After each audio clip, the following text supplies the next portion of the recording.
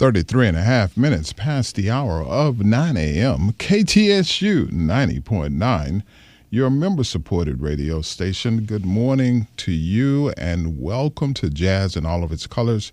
Just thought I'd tune you in this morning and let's talk a little bit about an upcoming event with none other than Mr. Joey Calderazzo and Branford Marsalis.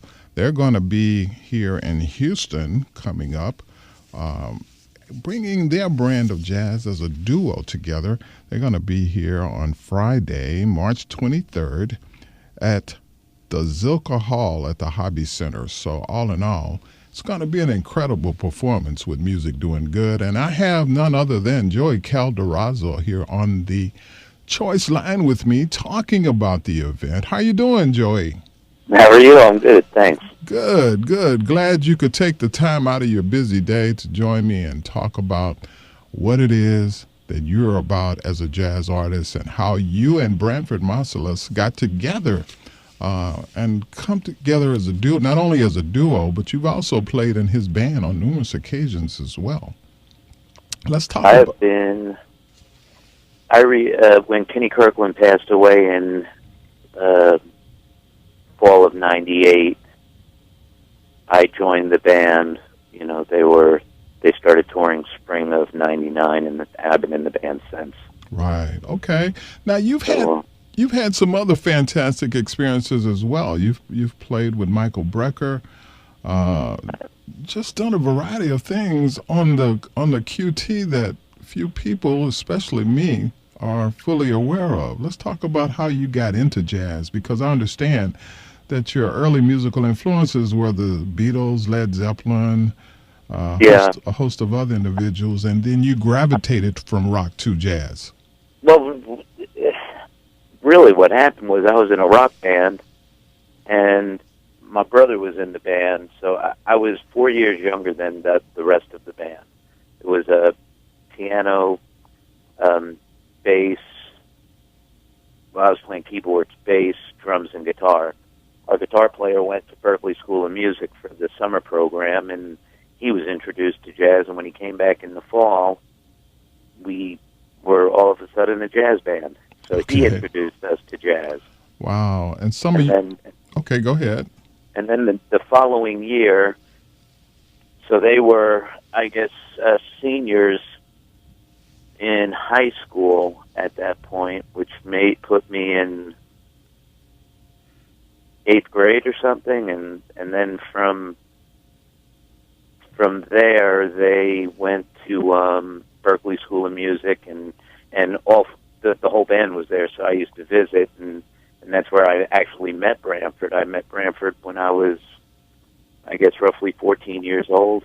Mm-hmm.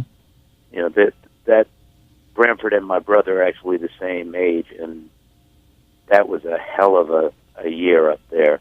I mean, it was Marvin Smitty Smith on drums, Jeff Tain Watts on drums, Dave Kukowski on piano, Donald Harrison, Wallace Roney, Branford, Walter Beasley.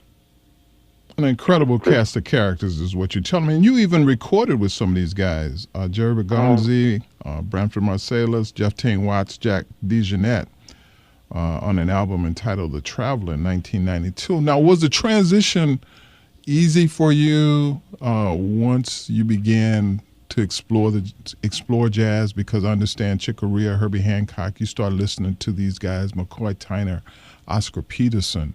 Was that transition easy for you? Well, I think there was always something about playing in the moment, stuff like that. I mean, I recall when I was younger playing classical music, I would be playing Mozart pieces, and at the end, you know, in classical music, you have like a 5-chord, and then it sets up the big one. I recall on several pieces, you know, extending off of that and trying to improvise, and then ending the piece. So I think it was something I always sort of, you know, wanted to do. And then it was in listening to guys like Oscar and Herbie and Chick and those guys, you know, it gave me a language of jazz and you know, learn foundation of it all. Right. In case you're tuning in, choice listeners, I'm speaking with Joey Calderazzo, who is a jazz pianist. He'll be appearing here in Houston with Music Doing Good, along with Branford Marsalis. Now, we always hear about, just for our choice listeners to get acquainted with what it is when you start talking about improvisation. You hear improvisation a lot as it pertains to jazz. Kind of give our listeners some idea of exactly how that approach or what that does for you. Well, I mean, improvisation, if I was going to Google it quick and get a quick definition of what improvisation is, is by definition. But for me, improvisation in jazz means a lot of different things. Okay, we can have improvisation that is strictly based off of no structured harmony, meaning we are playing one melodic idea, trying to follow another, and branching out from there. Or we can play a song like Confirmation or standard like Cheek to Cheek, and we improvise on the song. Improvisation for people like Branford and myself, and I picked this up more from Branford. A lot of people figure out things, what they play, and then they go and play it. So in fact, yes, it is improvisation, but it's sort of they have an agenda prior to playing. And what we try and do is take the agenda out of the music. Right. Now, as a pianist, let me ask you this. As a pianist, and because the instrument is closely attuned to the melodic aspects of music, it can also be construed as the percussive side, the rhythmic side. Just so many variations to the instrument. Do you find that you have a lot more flexibility as a pianist to approach the craft of jazz from an improvisational standpoint?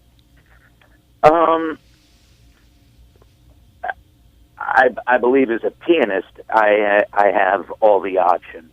Mm-hmm. I would agree there. I deal with, just like anybody playing a saxophone or a trumpet, they're dealing with harmony, rhythm, and melody, but I am dealing with it, I would say, on a much broader sense. Yeah. I am, and especially in the role of the duo, if I have a bad night, we could be in a lot of trouble. Okay.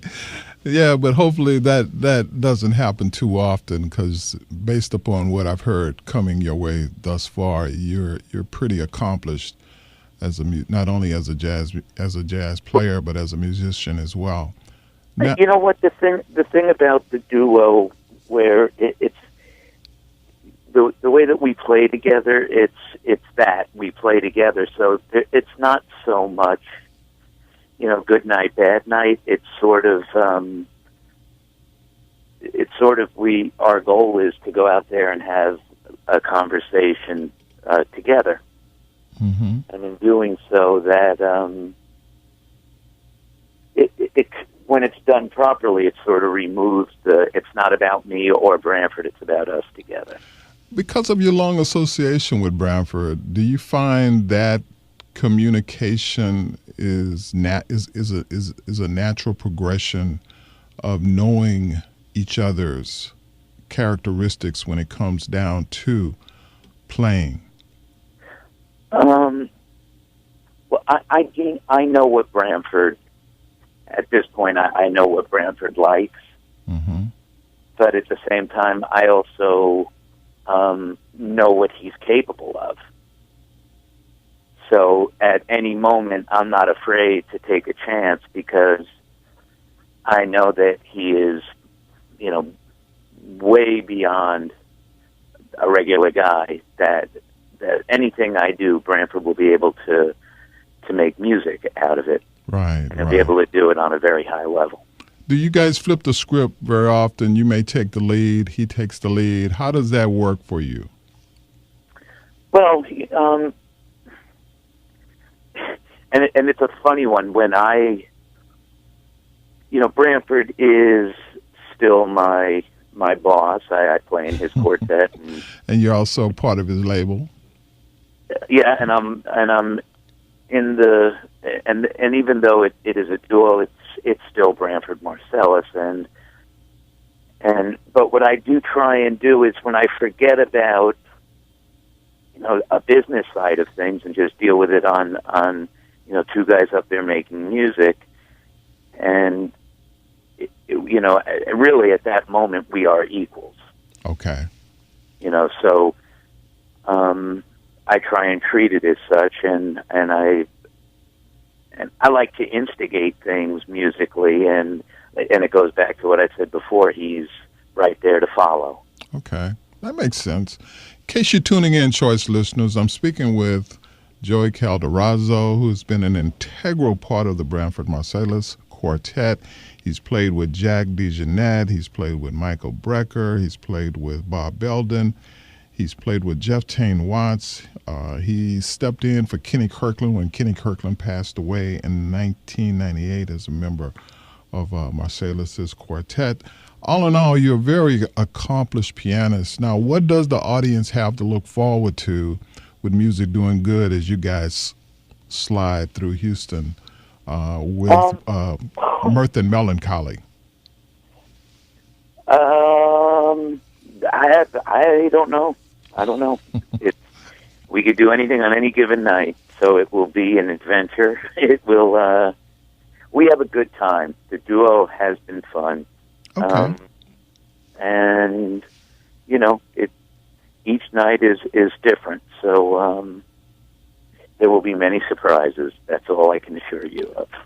We love surprises down here. Now let's talk about your release with Branford, Mirth and Melancholy. What is the concept behind this release? For the in your own few words. Basically what happened was Branford and I both play golf. So we would play in these these kind of celebrity golf tournaments, and basically what happened was we started doing it, and then we toyed around with the idea of doing some duo shows, really out there for the public. And then what happened was,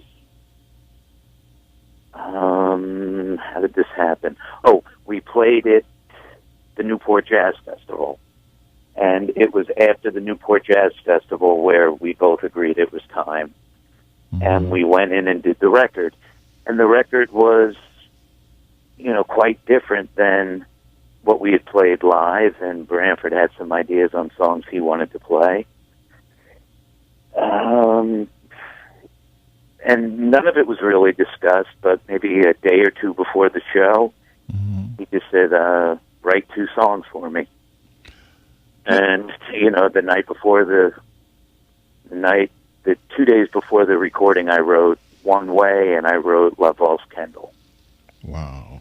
And it was magic after that, right? Well, I will say this, knowing, I've been with him since 99, so I can write things knowing what he can do. Now, when I write ballads, it is with the sound of him in mind. Sure. So, and that's a real neat thing. So, I can write something saying, it sounds good on piano, but God, when Branford gets it, it's really gonna. Yeah. And then it's not so much just the song is how the song is, but then there's the interpretation of how it's played. Sure. Now, when you sit down and write for your trio or as a solo performer, what do you look for creatively in terms of how you approach writing for yourself after doing so much with Branford and other? Right. Yeah.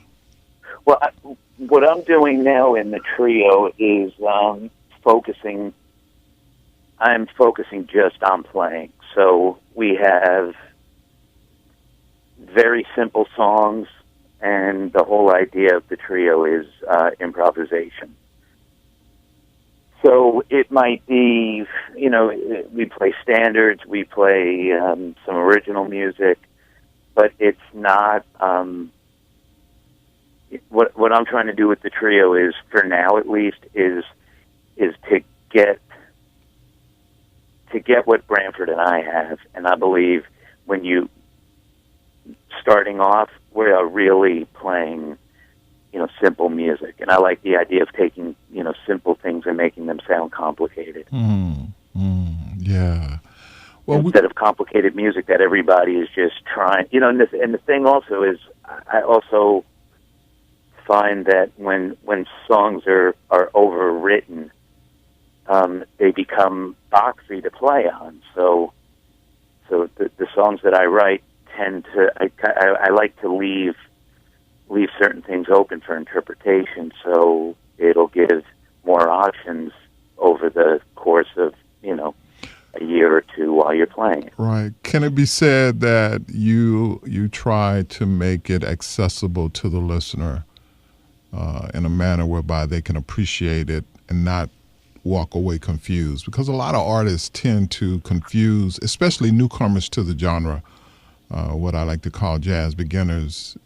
They walk away from the music confused, and oftentimes it's an impediment to them embracing jazz as a form of entertainment and appreciation. Well, that's a conversation that we can have for about 4 hours, but I don't play to the audience, but I don't alienate the audience either. So I thoroughly agree. I mean, people are taking songs, and I mean, you kind of need a calculator to figure out what they're doing. and the worst part about it is at the end of the day, a lot of those songs just don't sound good as well. Yeah. Jeff Tane Watts wrote some very complicated music with some very interesting, rhythmic modulations, but it fit and it felt natural. It wasn't. It just made musical sense. Well, you leave a lot to look forward to when you and Branford get together coming into Houston this week, and we're looking forward to having you here in our fair city, Joey, and we thank you. And you're going to be here Friday, March 23rd, 8 p.m. at the Hobby Center Zilkha Hall. And I want to thank you for taking the time out of your busy schedule. I know you got to go, and so do I. And I look forward to meeting and greeting you as you make your debut here in Houston. Okay, folks. See you soon. Thank you very much, Joey. Okay, take care. You too. Bye now. Bye.